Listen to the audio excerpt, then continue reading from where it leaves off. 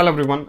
So today's episode is about WazirX and Binance, the ongoing issue between them. So if you are in crypto and especially if you're operating crypto in India, then you would have heard this news that there is some confusion between whether or not Binance owns WazirX, and there's an enforcement directorate action against WazirX, and there's a lot of misreporting that is happening, fake news that is happening in the news media, especially the Indian media, as usual, about blockchain and internet, or blockchain and crypto. So we'll just break it down and we'll try and explain it in the most easiest way. And as usual, the disclaimer: I'm not a financial advisor or a crypto investment expert, and all of these are for learning purposes only.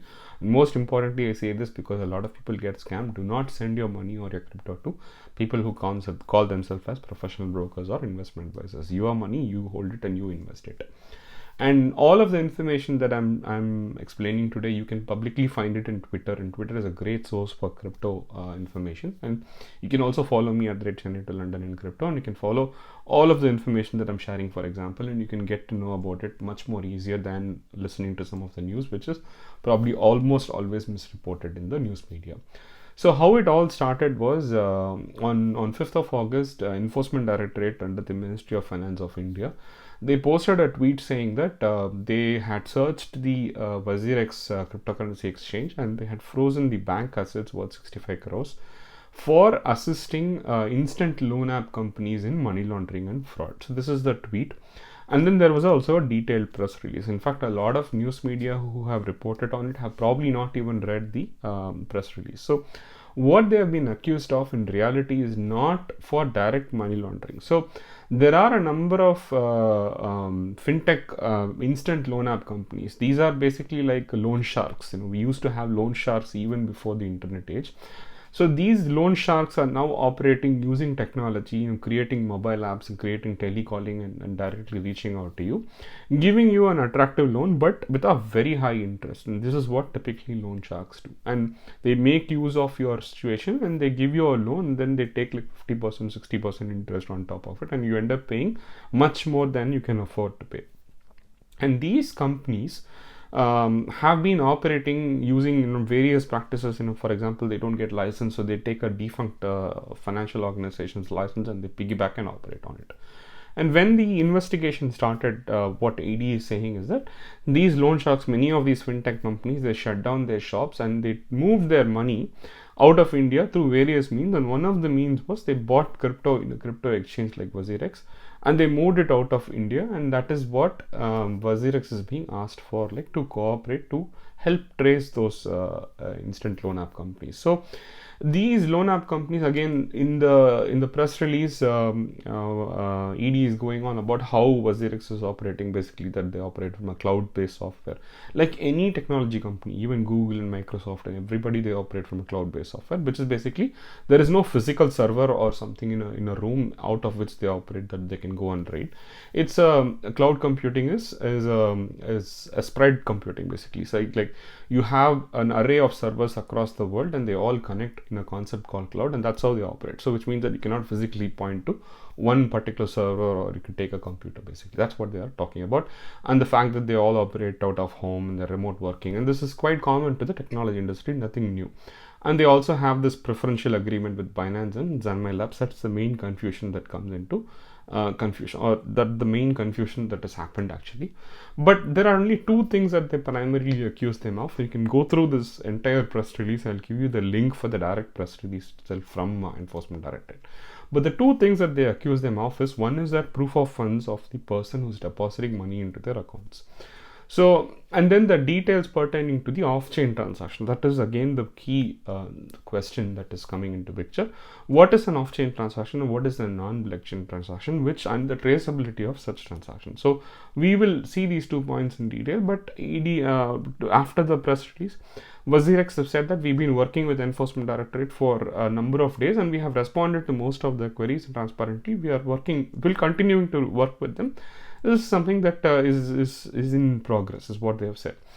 And the two things that they are accused of, mainly because we need to understand a bit more so that you can understand the sequence of events later. So one is the fact that how do these loan apps, buy crypto in WazirX, right? That like any other person, like any other Indian citizen, they can open a WazirX account, they can submit their KYC, they can submit their documents, the ID cards and the photograph and proof of that is their ID card and everything, and then you can open an account in WazirX like any other person, and then they have deposited funds from their own bank account, which is what is allowed in WazirX, to their own crypto exchange, and then they have bought crypto assets using that, like any other person that is allowed to do. What ED is questioning is, why did WazirX not ask for proof of funds or record the proof of funds of the deposits that were made? Now, if a crypto exchange, this is again my understanding or my interpretation of this question, and just a question, if a crypto exchange has to ask for proof of funds from every person who's depositing money into their account, there's millions of customers that they need to go and ask, what's your salary? Give me your salary slip. If you sold plants or crops or whatever it is. If you're in agriculture, show me that you have field. There's so many things that they need to ask to say that what's your proof of funds, right? So it will delay the deposits even further. Everyone knows that today, even in normal circumstances, the deposit from a bank account to a crypto exchange takes too much time in India, right? So and this is the if the crypto exchange needs to go and implement these things, it will not only complicate things, it will increase the fees, and it will also take a lot more time than what it takes today, right? So the complexity. Now, if really someone needs to ask for proof of funds, why would it not be the bank's responsibility? Because the customers are depositing money first into the bank account, and then they're buying crypto out of it, right? Or anything out of it. So why can't the bank then take the responsibility of making sure what is the proof of funds, instead of where the person is spending the money with that money in the bank account, right? So again, they do have some policies in place, but I think it would be easier to directly ask the question to the bank, because the money is coming from the bank. That's again just my understanding or question. Now, the main thing that they are accused of between on-chain and off-chain transactions is that the on-chain transactions have no issue. ED have said that they have no issue with it. Reason is, all the crypto withdrawals from WazirX are to non-Binance exchanges and wallets. Like, if you're withdrawing to your DeFi wallet, custodial wallet, or crypto.com or any other wallet, for example, there are 3 or 4 blockchains that WazirX support. They don't support all the blockchains. So, like, for example, they support mainly ERC20 protocol, Ethereum blockchain. They support XRP, they support XLM, for example. So there are a few protocols that they support, and all of these transactions are recorded on the blockchain publicly, and you can go and trace these blocks. Anybody can go and trace these transactions publicly. They don't even need to ask WazirX or Binance or anybody. So that is the beauty about blockchain, is that everything gets recorded publicly for everyone. And also, the main argument that internet or crypto is being used for these sort of things is like it's completely invalid, because crypto is one of the most transparent mechanisms out there in terms of what transactions have happened. So the one thing that they are accused of is that there is an off-chain transaction, which is basically if someone transfers from WazirX to Binance, because there is a acquisition process in progress, which we understand, between Binance and WazirX. There is a off-chain transaction, which means that to save cost, it is free of cost, right? Right now, I think there is a small cost. Previously, if you want to transfer your crypto assets like Bitcoin or Ethereum or whatever from WazirX to Binance, you can do it free of cost between WazirX to Binance on your own account. If that is your Binance account, this is your WazirX account, you can connect it and you can bridge them free of cost between the two exchanges. And these transactions are not saved on blockchain, because if you put it in blockchain, then it has a fees. To save the fees, they have done it as an off-chain transaction or a non-blockchain transaction, and this is saved in WazirX database. This is what ED is saying, that give us more details about it. And the more details that they're asking for is, when somebody is transferring from WazirX to Binance, you can show what they have transferred, how much they have transferred, and all that. But what they're asking for, as I understand the press release, is that they're asking for the KYC on the Binance side before you allow the transfer. Now, WazirX has already recorded the KYC on their side, and WazirX already knows that this is the same person that has opened an account in Binance using a KYC process of Binance. So for them to probably again record the KYC of Binance into their website is probably an overkill, because it's the same person who's done the KYC in the exchange and is probably already gone and done the KYC on Binance exchange. only then would he have been allowed to open an account in Binance. So, and then he has integrated both the accounts. So, WazirX do not hold the KYC of the person on the Binance side, and that is probably something that ED can directly ask Binance and get the information rather than asking WazirX. Now, if it had been left at that point, it would have been like a normal investigation, which is like it happens pretty much all the time. But what happened after that is what threw this whole thing into an escalation. So, CZ Binance Chengza, who's the CEO of Binance, came into picture, and he tweeted immediately saying that he wanted to put a quick thread, and it was very cryptic at that point of time, and he was using wordplay for example. So he said that Binance does not own any equity in Zenmai Labs. He didn't say Binance does not own any equity in WazirX. He said Binance does not own any equity in Zenmai Labs, and that is the entity that is operating WazirX and established by the original founders. Meaning, he's saying that Nishal Sethi and co, they own Zenmai Labs, and they are the ones who are operating WazirX. And this was very cryptic because everyone thought that Binance owned WazirX, and that is the acquisition that happened. But he said that in 2019 we started the acquisition process, but it never got completed, and he has at any point of time never owned any shares of Zenmai Labs. And again, he's being very cryptic here, the entity operating WazirX. Now, he also went on to say that, but Binance does provide support of wallet services as a tech solution, and there is an integration which he acknowledged to save on the network fee. So he acknowledges that much. But he said the WazirX is responsible for deposits and KYC and bank transactions and everything else on their side. So, and then he said that the thing that ED is accusing WazirX of, which is the bank transactions and the KYC, we would love to work with the enforcement agency and collaborate with them. So this is the tweet, and when you read it first, it felt as if he's just distancing himself from WazirX, saying that they don't own WazirX. But it was very cleverly worded, I should say, at that point of time. So Nishal obviously had to respond, and he responded saying that WazirX was in fact acquired by Binance, and Zenmai Labs is an Indian entity that he owns, and they have a license from Binance to operate the INR crypto pairs of WazirX. But Binance operates the crypto to crypto pair, which means like BTC to Ethereum, BTC to USDT. All USDT pairs are operated by Binance. Zenmai Labs operate the Bitcoin to INR, Ethereum to INR, for example, the INR pairs, and the Indian deposits and everything. So this is what he said.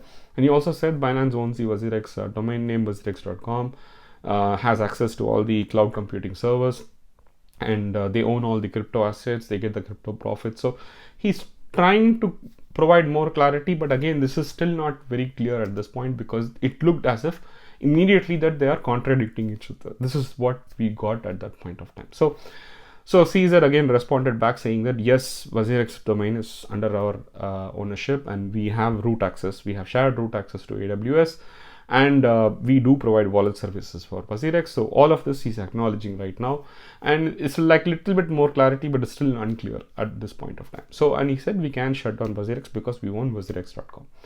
But he again says that we do not have control of the user sign up, KYC, bank account deposits and withdrawals, and that is all controlled by the WazirX Zenmai Labs team. So this was never transferred, and this is where the first piece of clue comes into picture. The deal was never closed, or the deal was never completed, is what he's saying, right? So the WazirX founding team is saying they maintained operations and continue to do so, and they want to directly work with Enforcement Directorate to fix these issues in WazirX, is what he's saying. Now, again, it's starting to become clear, but it's still not fully clear. And but that point about deal not completing is what makes sense. But he also said that if you have funds in WazirX, you should transfer it to Binance. This is actually a bit of unclear why he made that comment, because he also said that they provide wallet services, which means that they own the wallets, they own the crypto assets in WazirX anyway, so they don't need to really transfer it to Binance. So then Nishal obviously again they started debating about it publicly and provide more transparency. Actually, it's a good thing that in the end it's a good thing, but I really did not like the way the two people like this were discussing something that could have been more easily done offline, and then they could have presented as a more clear picture. So he's saying that the part that Zenmai Labs is operating, which is the sign up process and everything, that is operating through a license from Binance, and let's close the deal, let's complete the deal by finishing off the Zenmai Labs and transferring it as well. So he also said that yes, thank you for confirming that you can shut down WazirX, which means that you have root access of AWS and the domain is owned by you. So the only thing that we are doing is the deposits, withdrawals, and KYC, which you can take over.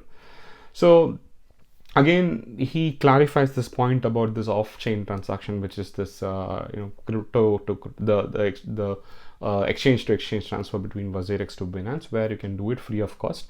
And this data, he's saying, is always available in our database, and we have always provided this data to the authorities, whatever they have asked for.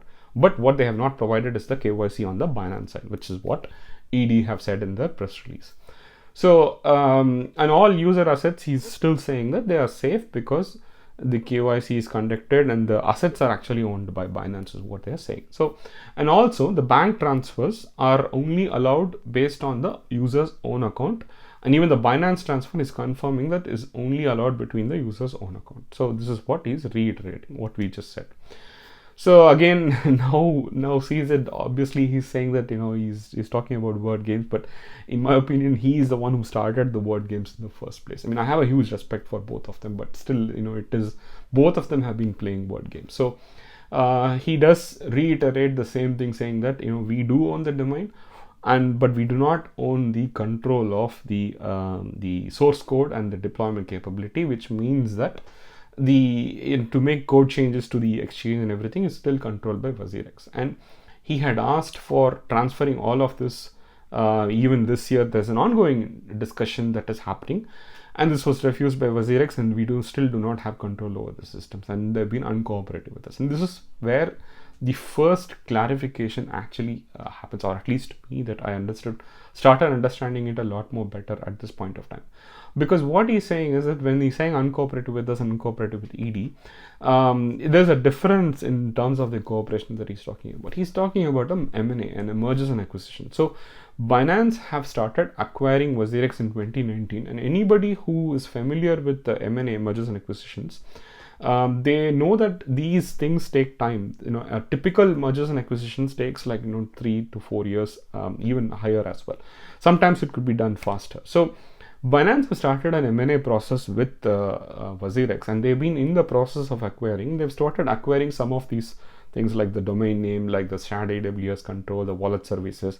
There is still a certain portion of operations that is still remaining with Zanmai Labs, which they are yet to acquire and close the deal or complete the deal. So when you announce the deal saying that we are acquiring this company, it doesn't happen in day one. It happens over a period of months and days, and through a series of procedures. Technology is transferred, code is transferred, people are transferred. So it slowly happens over a period of time. So that transition, the deal hasn't closed or completed, is what Caesar is saying.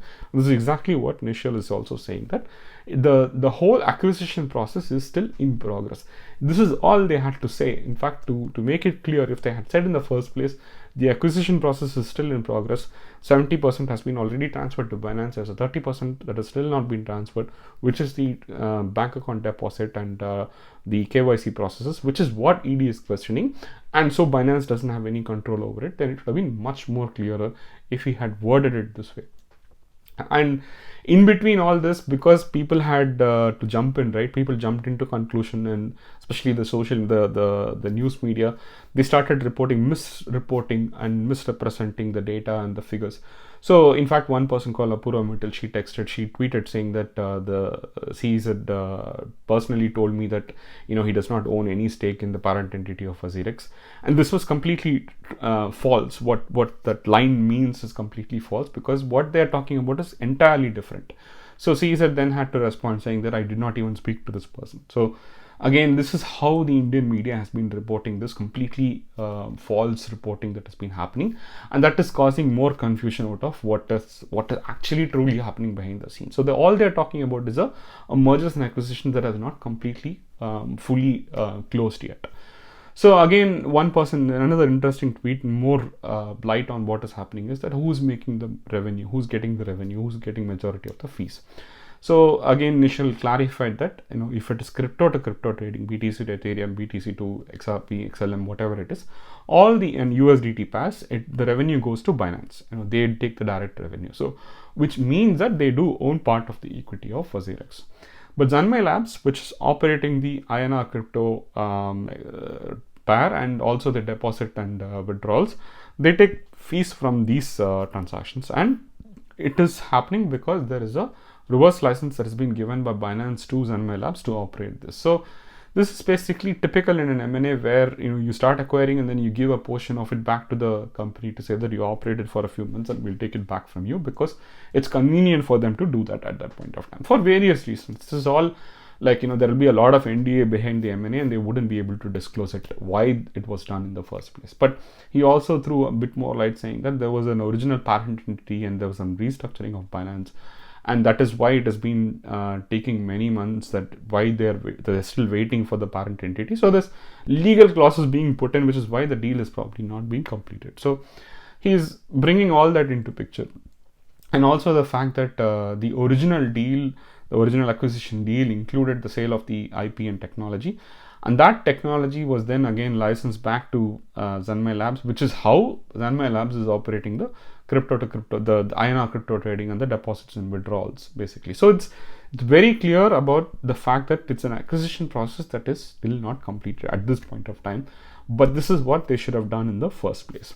So he's again happy to say that let's continue to close the deal, and let's get the Zenmai Labs deal closed, because then you basically need to pay more money and get the shares, acquire more shares of Zenmai Labs. And he's also saying that we have been cooperating with ED. It's been happening for more than 7 days. And we have provided them all the data, which is what we've already said in the first place, that whatever data they have already provided. ED is accusing them of data that they don't have, which WazirX is saying we don't need to have it, because technically we don't need to. We don't need to know the proof of funds, or we don't need to know what is the KYC on the Binance side where we have transferred. So this page will give you a lot more clarity of who owns WazirX. Binance obviously owns the WazirX domain name, has the root access, shared root access, which they've clarified on the Amazon Web Services on which the exchange runs. And they also control and run the crypto to crypto pairs, which means BTC Ethereum, BTC XRP, for example, and all the USDT pairs. If you want to exchange from one crypto to another crypto, Binance runs it and controls it, and they get the fees and revenue from it. And they also control the crypto withdrawals, which means on-chain blockchain withdrawals like ERC20 or XRP or whatever it is all fully controlled by Binance. And they also control the WazirX wallets, wallet services and wallets, which means that they own the crypto assets that are stored in WazirX. So these are all non-custodial wallets, which means Binance controls the custody of these wallets, is what my understanding is.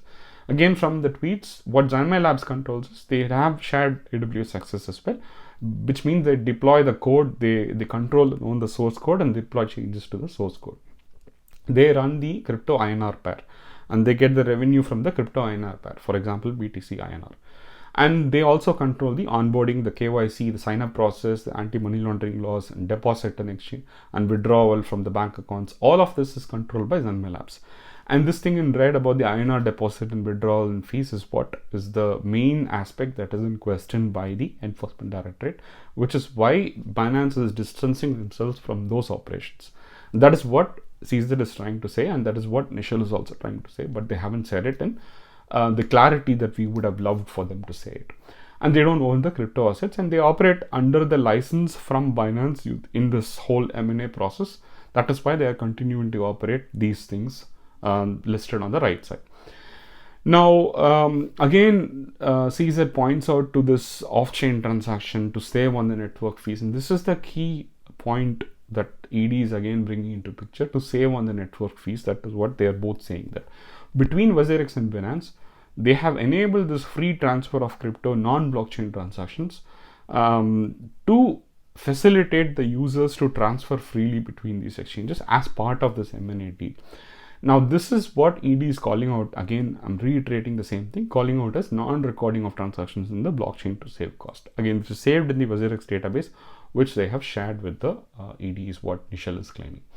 Now, in summary, basically, it is very sad that reputed industry leaders, crypto leaders like Nishal and CZ are going and having this dispute in a public forum like this. Instead, they could have just sat down privately, had a call, and shown a united stand. In fact, I have great admiration for both of them. They have both done an excellent job in crypto adoption, safety, 2017, 2016, it was very difficult to buy crypto in India, for example. And if you want to buy, there were a lot of scammers who were cheating people. And once Initial and people like Caesar came into picture, it's becoming more and more easier and safer to buy crypto and operate crypto. So it is really hard to see industry leaders like these guys, reputed industry leaders, these guys, and going and having a go at each other publicly. So one of the reasons could be that Binance has been carefully building a legally compliant image, crypto-friendly image, crypto government-friendly image, because there's a lot of allegations that were thrown at them last year. In fact, in episode 30, I had even talked about the fact that there was a news about Binance being banned in UK, which was completely untrue. So FCA and a lot of authorities in Europe had been investigating Binance because Binance doesn't have a proper HQ. Where are they operating under? There were a lot of questions being thrown around.